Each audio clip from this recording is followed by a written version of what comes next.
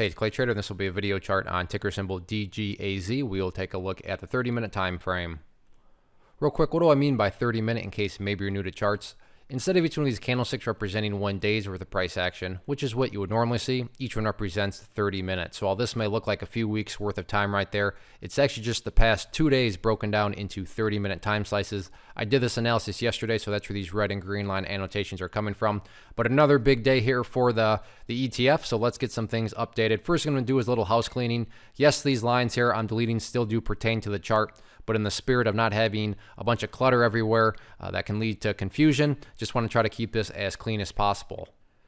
The first updates come from just a foundational principle in charting, and that states when levels of resistance are broken and closed above, you want to see them act as support. So for those of you that did watch yesterday's video, hopefully you remember me talking about 560 as resistance, but now that the price is above it, this would be considered an area of support. Same with right here at $5.80. Yesterday's video was considered a level of resistance, but would now be considered an area of support. So those are going to be the two newest areas of support, and you can actually see already right there on the pullback, $5.80 is doing a fantastic job of holding as support.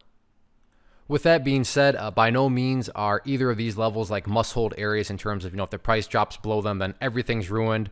I would call both of these levels more so the ideal level of support. Meaning, hey Clay, what would make this chart look the absolute strongest going forward? If the price can stay above 580 or 560, if you want to call it a support zone, that would certainly make the chart look the healthiest, but by no means, like I said, is that any sort of must-hold level.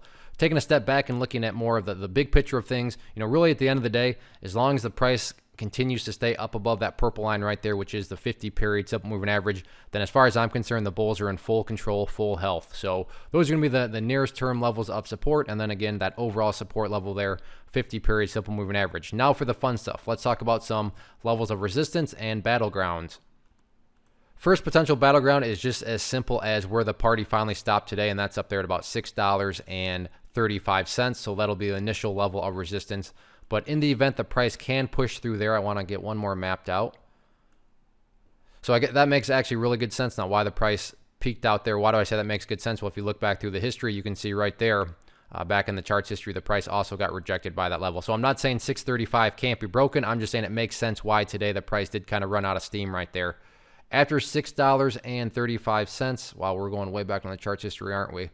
Next level of resistance right up there at $6.60. So all in all, though, I think I talked about this yesterday, but at the end of the day, as long as the price keeps on doing what it's been doing in terms of putting in these higher lows, then the overall chart is going to continue to take care of itself like it's been doing the past several days. One of the most popular questions I get is, hey Clay, how do you find the stocks that you trade? So what I've done is put together this free resource guide where I talk about the tools that I use to locate stocks that I find interesting and think may have potential.